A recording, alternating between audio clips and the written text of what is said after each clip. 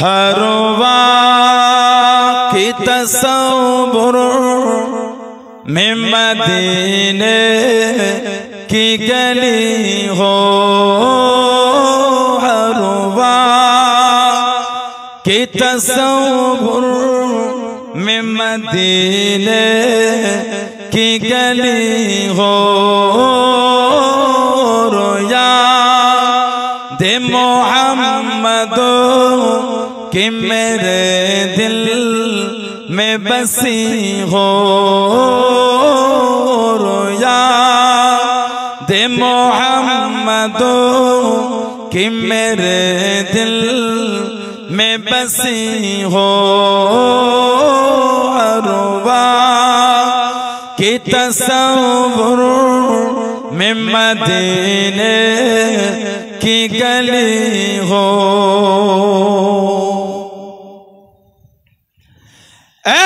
काश में बन जाओ मदीने का मुसाफिर, काश में बन जाओ मदीने का मुसाफिर, फिर रोती हुई बकुबारा ते चली हो, फिर रोती हुई बकुबारा ते चली हो, अरवा की तसव्वुर में मदीने की गली हो, रोया दे मोहम्मद कि मेरे दिल में बसी हो।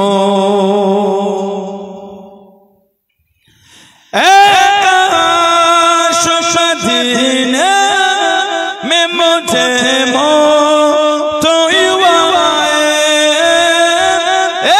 काश मदीने में मुझे मौत आए, कदमों में तेरे सर हो मेरे रूह हो चली हो, कदमों में तेरे सर हो मेरे रूह हो चली हो, अरवा की तसव्वुर में मदीने की गली हो, रोया दे मोहम्मद कि मेरे दिल में बसी हो। आका का गदा हो है जहन्नम तो भी सुन ले, आका का गदा हो है जहन्नम तो भी सुन ले, वो कैसे चले जो के गुलामे मदनी हो, कैसे चले जो के गुलामे मदनी हो, अरवा की तसव्वुर में मदीने की गली हो,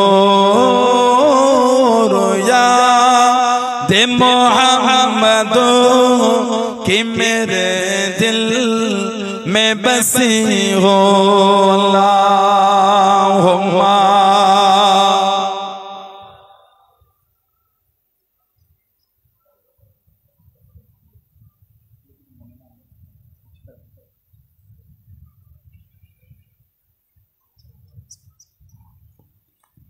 قال الله تعالى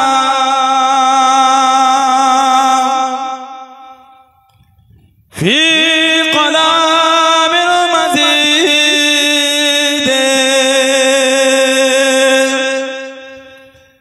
والفرقان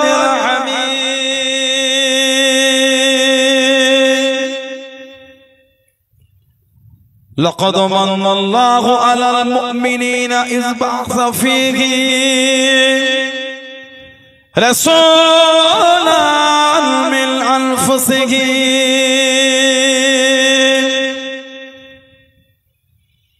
قال رسول الله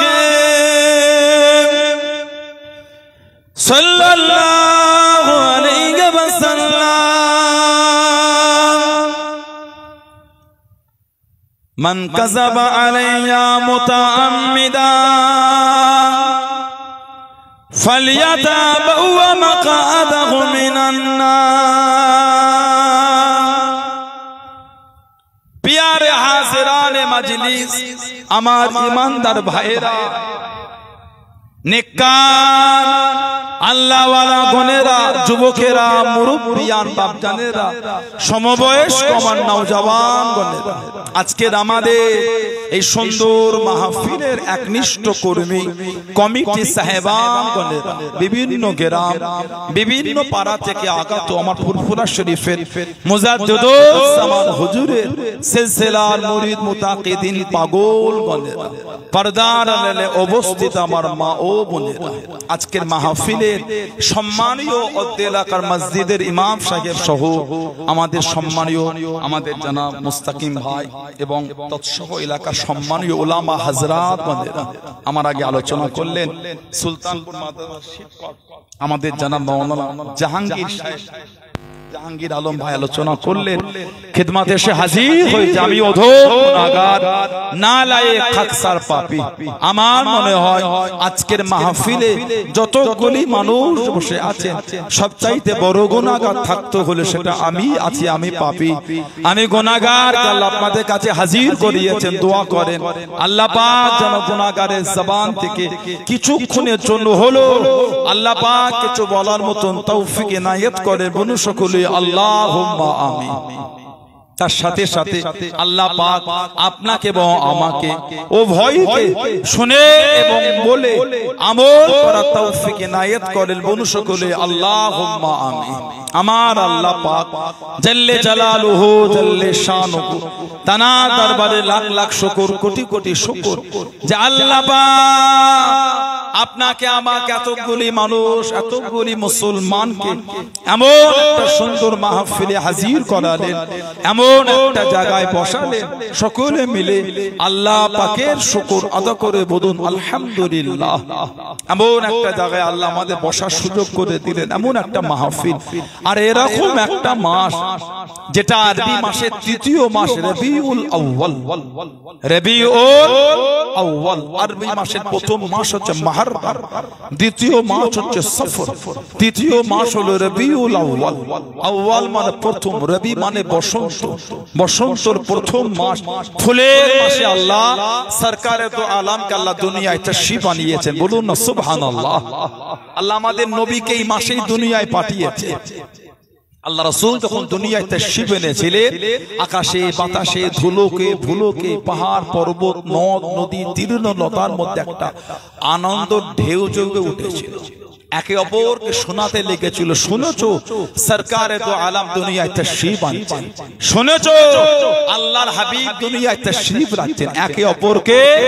আনন্দ সহকারে শোনাতে লেগেছিল জোরে বলুন না সুবহানাল্লাহ সেই নবীর ভালোবাসার মাহফিলের মধ্যে আল্লাহ আমাদের বসে বিশ্ব নবী দিবস এটা হলো আমার নবীর আগমনের আলোচনার মাহফিল যে নবীর আগমনের আলোচনা রাসূলুল্লাহ নিজেই করেছেন তাবরানী আল মুআজ্জামুল কবীর প্রথম খণ্ড 28 নম্বর হাদিস আল্লাহ রাসূল বলেছেন হযরতে সাইয়্যিদা তাহেরা তাইয়্যিবা মা আয়েশা সিদ্দিকা রাদিয়াল্লাহু তাআলা আনহা বলেছেন তাযাকার রাসূলুল্লাহ সাল্লাল্লাহু আলাইহি ওয়াসাল্লাম ওয়া আবু বকর রাদিয়াল্লাহু তাআলা আনহু মিলাদাহুমা ইনদি আমাদের মা বলে আল্লাহর নবী আর আমার আব্বাজান তানারা দুজন মিলে আমার কাছে তানাদের জন্মের মিলাদাহুমা ইনদি তানাদের জন্মের আলোচনাটা আমার কাছে করেছেন বলুন না সুবহানাল্লাহ নবীর জন্মের আলোচনা রাসূলুল্লাহ নিজেই করেছেন আল্লাহ নবীর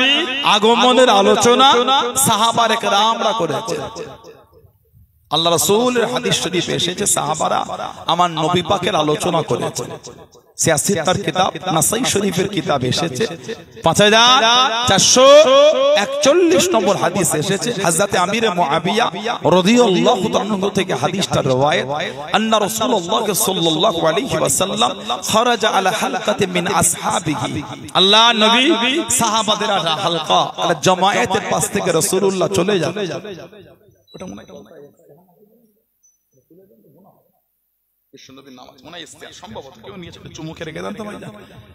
আল্লাহ নবী সাহাবাদের একটা হালকার পাশ থেকে চলে যান আল্লাহ নবী সাহাবাদের এই বসা থেকে জিজ্ঞাসা করে ফাকালা মা আজলাসাকুম ফাকালা মা আজলাসাকুম ও আমার সাহাবারা কি ব্যাপার সব দল বেঁধে বসে বসে কি করছো সাহাবারা জবাব দিলেন ক্বালু জালাসনা নাদউল্লাহ ওয়া নাহমাদুহু আলা মা হাদানা লিদীনিহি ইয়া রাসূলুল্লাহ সাল্লাল্লাহু আলাইহি ওয়াসাল্লাম হুজুর আমরা বসে আল্লাহর হামদ আল্লাহর তারিফ আল্লাহর প্রশংসা করছি আল্লাহ তার দ্বীনে ইসলামকে পাঠিয়ে আল্লাহ আমাদের করে হেদায়েত দিয়েছেন বলুন না সুবহানাল্লাহ হুজুর আল্লাহ আপনাকে আমাদের মধ্যে পাঠিয়ে তার রহমতটা আল্লাহ আমাদের উপর দিয়েছে বলুন না সুবহানাল্লাহ আল্লাহ আমাদের নবীকে রহমতের নবী করেছেন আল্লাহ নবীকে রহমতের নবী করেছেন কোরআন শরীফ আল্লাহ সূরা আম্বিয়ার মধ্যে 107 নম্বর আয়াত আল্লাহ জিকির করেছেন ওমা আরসালনাকা ইল্লা রাহমাতাল লিল আলামিন আল্লাহ পাক আমাদের নবীকে পাঠিয়েছেন গোটা আলামের জন্য রহমত দয়া করে বললেন না সুবহানাল্লাহ সাহাবারা বলে ওয়ামান্না আলাইনা বিকা ইয়া রাসূলুল্লাহ হুজুর আল্লাহ আপনাকে আমাদের মধ্যে পাঠিয়ে তার রহমত আল্লাহ আমাদের উপরে দিয়েছে আল্লাহ রাসূল বলেছে আল্লাহুম্মা আজলাসাকুম বিলা যালিক তোমরা আল্লাহর নামে শপথ করে বলতে পারবে তোমরা এই জন্য এসে বসেছো সাহাবারা বলছে আল্লাহুম্মা আজলাসানা ইলা যালিক ইয়া রাসূলুল্লাহ হুজুর আমরা আল্লাহর কসম করেই বলছি হুজুর এই জন্য এসেছি এবার আমাদের নবী বলছেন তোমাদের কসম খাওয়ালাম বলে ভেবো না আমি নবী তোমাদের সন্দেহ করেছি আতানি জিবরাইল আলাইহিস সালাম আখবারানি আমি নবী আমার কাছে জিবরাইল আলাইহিস সালাম এসে আমি নবী আমাকে খবর দিয়ে গেল কিসের খবর এই যে তোমরা বসে আল্লাহর হামদ আল্লাহর তারিফ আল্লাহর প্রশংসা করো আর আমি নবী আমাকে পেয়ে আল্লাহ তোমাদের উপর আল্লাহ তোমাদের উপর রহমত পাঠিয়েছে আলোচনা করো আল্লাহ তোমাদের এই মজলিসটাকে নিয়ে ফেরেশতাদের সামনে আল্লাহ ফখর করছেন আনন্দ করছেন জোরে বলুন না সুবহানাল্লাহ সেই নবীর ভালোবাসা এসেছে কোন নবী যে নবী দুনিয়ায় আসার আগে নবী পাকের মিলাদের চর্চা হয়ে গিয়েছে আদম নবী থেকে ঈসা নবী আলাইহিস সালাম পর্যন্ত যত নবী রাসূল পয়গম্বর এসেছে সব আমাদের নবীর আগমনের আলোচনা করেছে সুবহানাল্লাহ বললেন না যত নবী আমাদের এলাকায় যখন ওয়াজ মাহফিল হয় আলেম ওলামা মুফতি মুহাদ্দিস পীর সাহেব হুজুর যখন আসেন কমিটির দু চারটে ছেলে আগে গিয়ে কি করে বলেন তো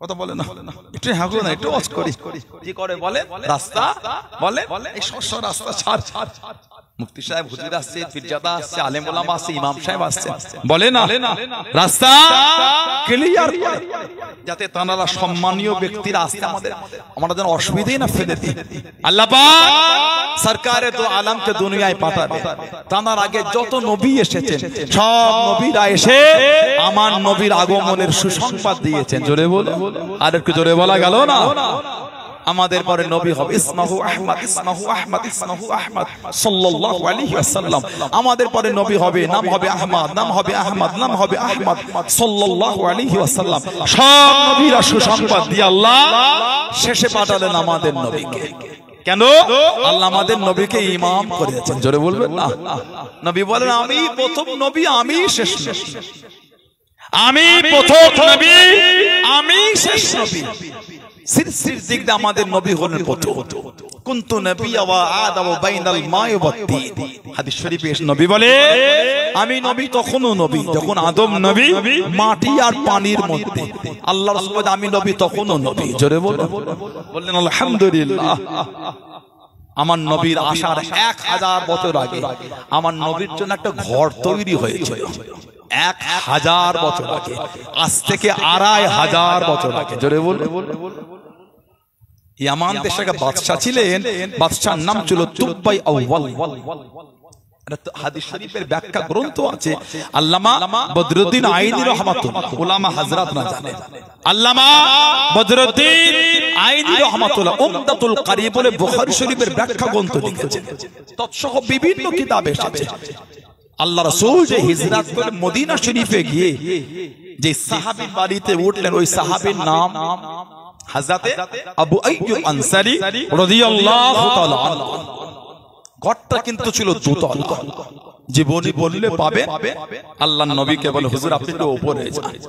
নবী বললেন, আমি নিচেই থাকি, তোমাদের ফ্যামিলির ব্যাপার, আমার কাছে সব সময় লোক আসবে, আমি উপরে থাকলে তোমাদের অসুবিধা হয়, তোমরা উপরে যাও, আমি নবী নিচেই থাকি। কিতাব এসেছে সারা রাত তো ঘুম হয় না, স্বামী স্ত্রী এদিক ওদিক, নবী নিচে, আমরা উপরে, কি যে বিয়াদবি হয়ে গেল। রাতের শেষ অংশে গিয়ে একটা পাত্রে পানি ছিল, পাত্রের পানিটা বাড়ির ছাদে উল্টে গিয়েছিল। সারা রাত ধরে খালি স্বামী স্ত্রী পানি মুছেছে। আহা নবী আমার নিচে, না জানি নিচে পানি চলে গেল নাকি। ফজর হওয়া অপেক্ষা, নবীর কদমে বলে, হুজুর উপরে থাকা সম্ভব না, আপনি মাপ চান হুজুর, আমি আপনার দরবারে মাপ চাই, আপনি হুজুর উপরে যান, আপনাকে নিচে রেখে হুজুর আমরা উপরে ঘুমাতে পারবো না।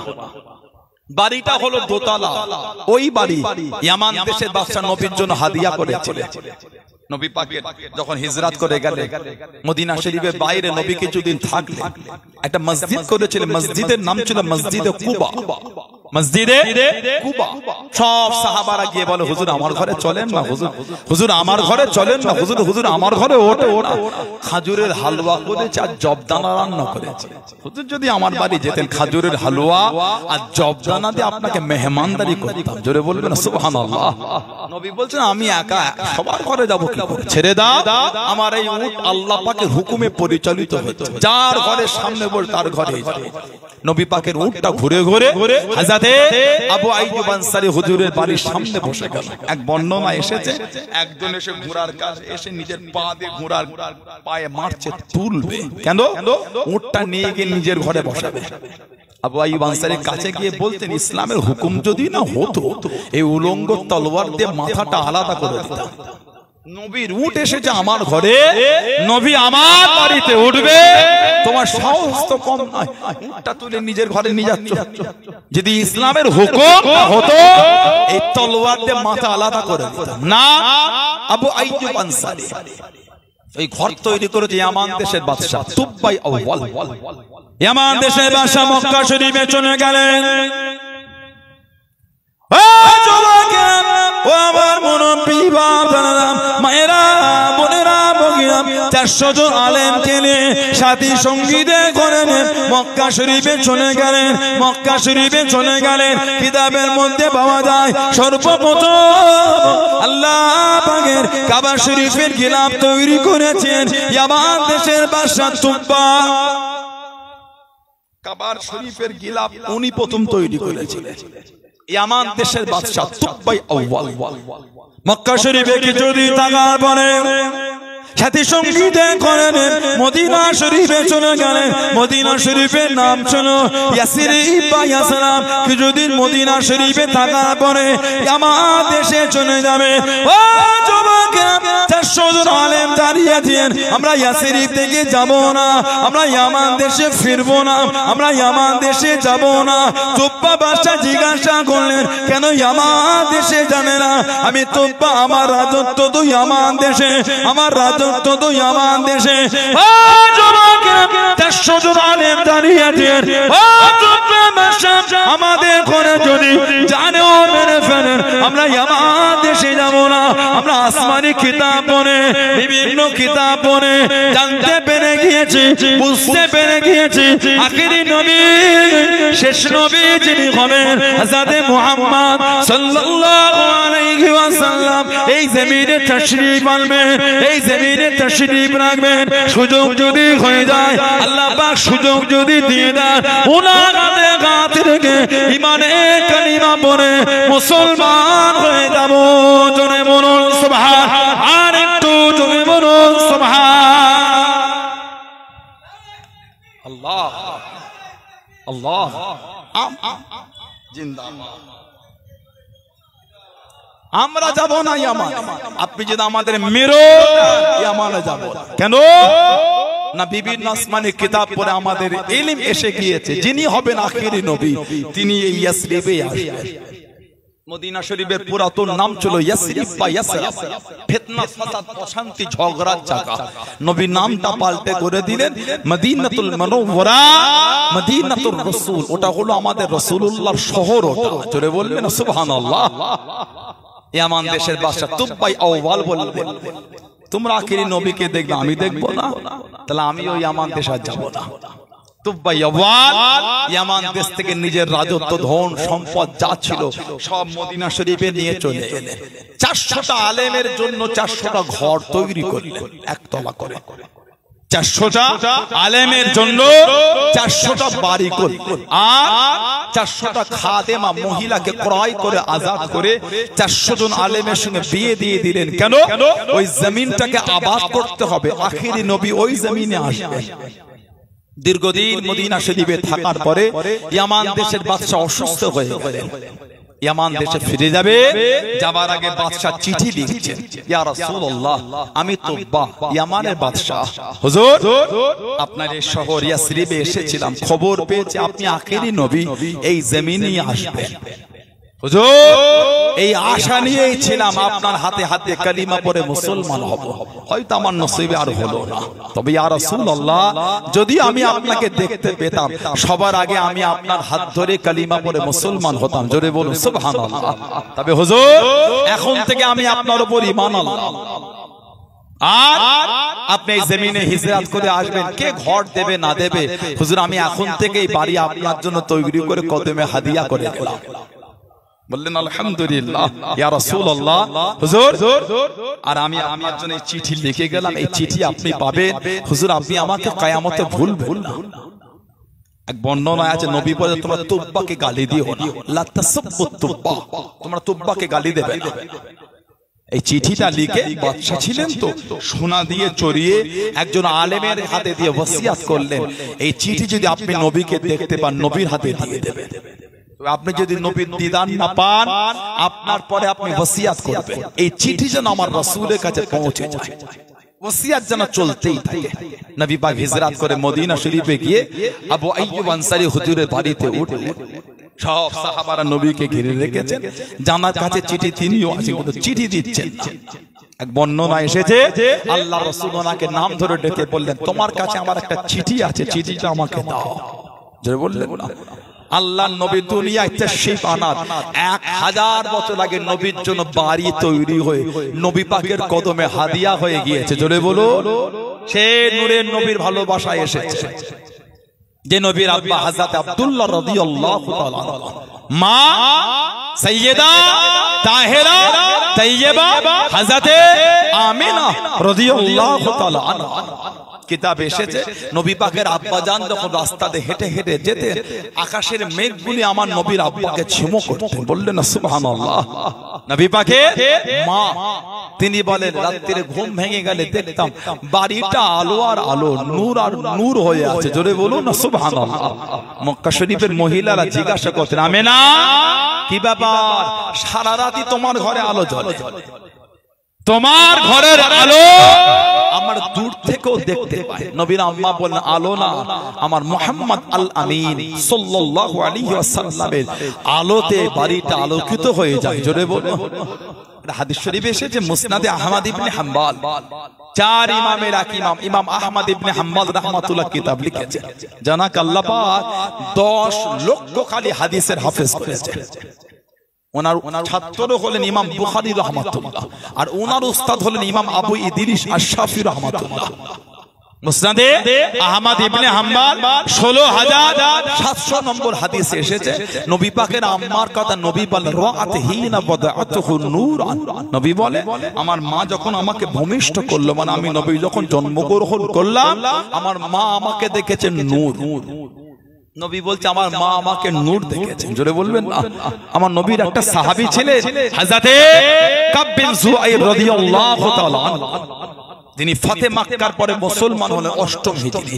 কাব বিন যুআইর কবি ছিলেন।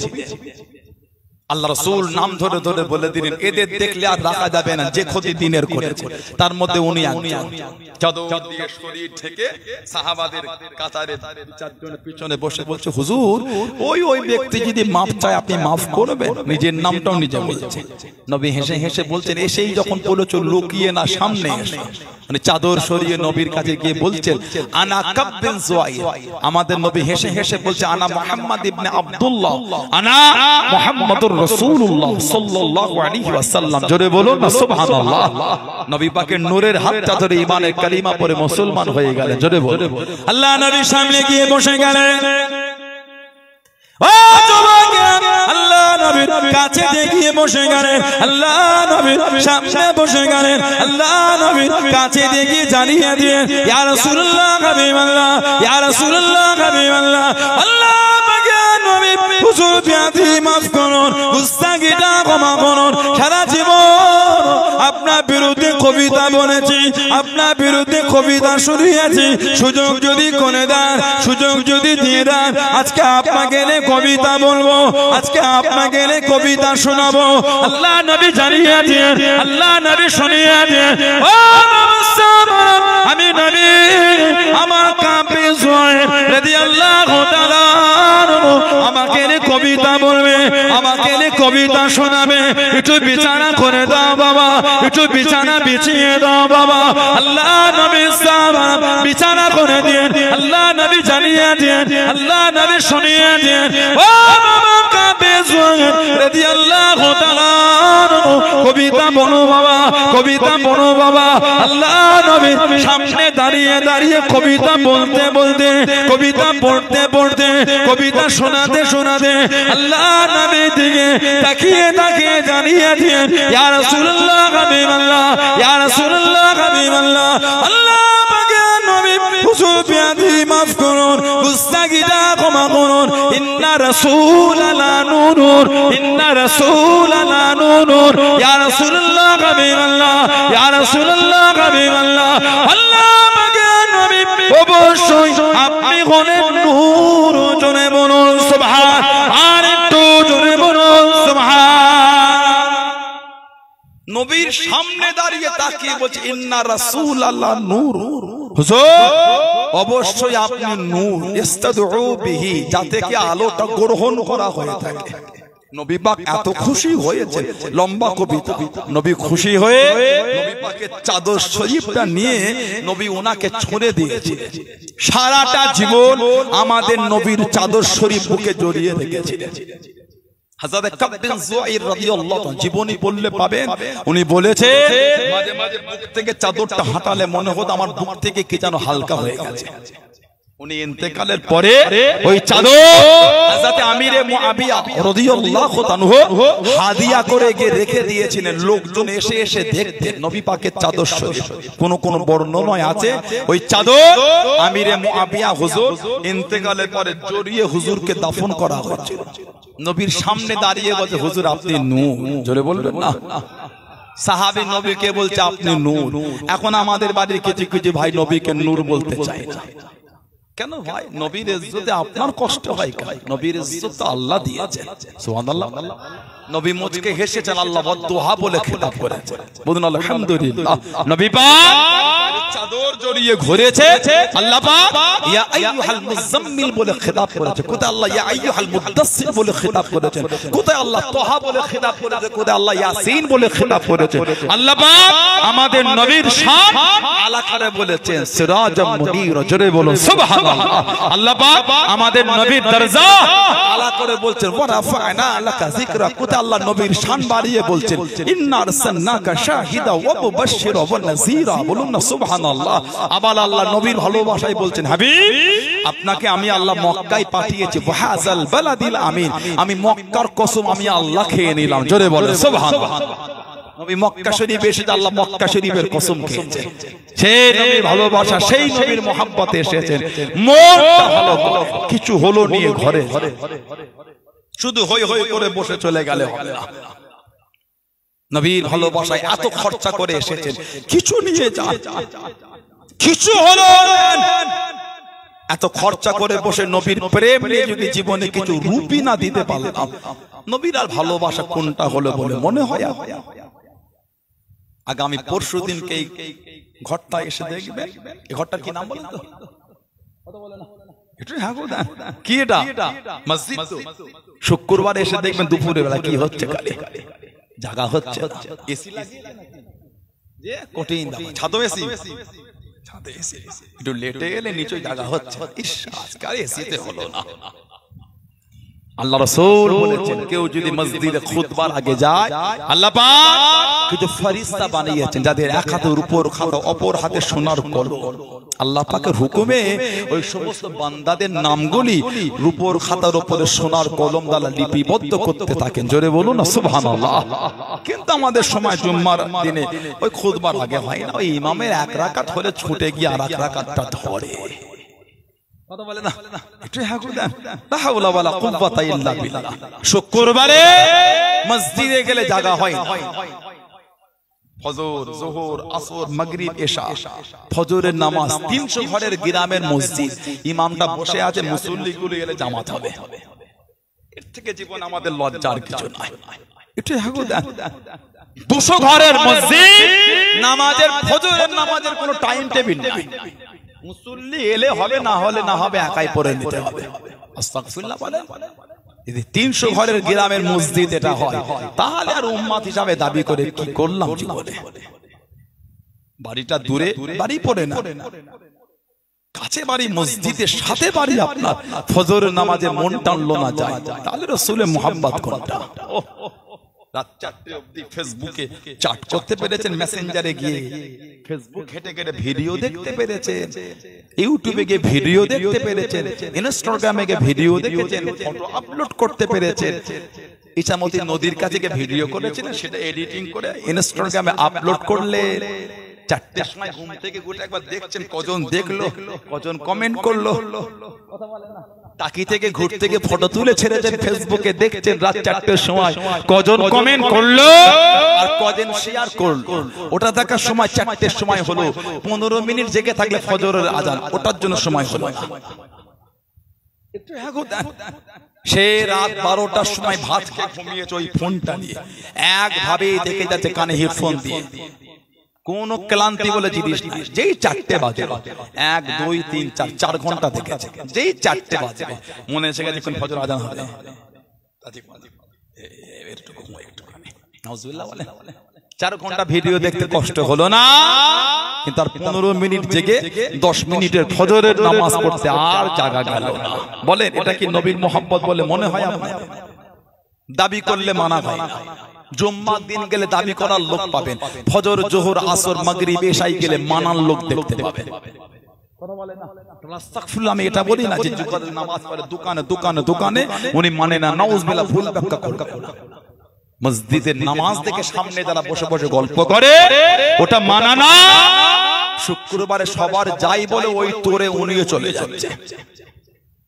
পাশে আপনাদের নদী তো, এখানটা বর্ষার সময় এখন যেমন নদীর পানির চাপ আছে, সারা বছর থাকে না, একটু কম থাকে, কম থাকে না। যখন পানির তলটা কম থাকে, ওই নদীর সাইডে না অনেক গাছ হয়, ছোট ছোট গাছ, নদীর পাড়গুলিতে ময়লা থাকে, কত জমজমাট। বর্ষা যখন গিয়ে দেখে আসে কিচ্ছু না, ওই পানির তলে সব নিয়ে চলে গেছে। শুক্রবার নামাজটা হলো তোরের নামাজ। ওই বাড়ি থেকে ওই বাড়ি থেকে ওই বাড়ি থেকে 3টে সব যখন মসজিদের রাস্তায় দল বেঁধে যায়, ও রাস্তা ধারে ছিল, ও ওই তোরেই মসজিদে চলে গেল। কথা বলে না। এটা কি রে, জুমার নামাজ আর 5 মিনিট বাকি, ছোট ছোট কাঁধে জামা নিয়ে মসজিদে ছুটছে। কথা বলে না। ওটা হলো তোরের নামাজ। ফজরে গেলে তবে তো বুঝবেন মহব্বতটা কেমন। আল্লাহ পাক আমাদের নামাজি করে দেয়। বলুন আল্লাহুম্মা আমিন। জোরে বলেন আল্লাহুম্মা।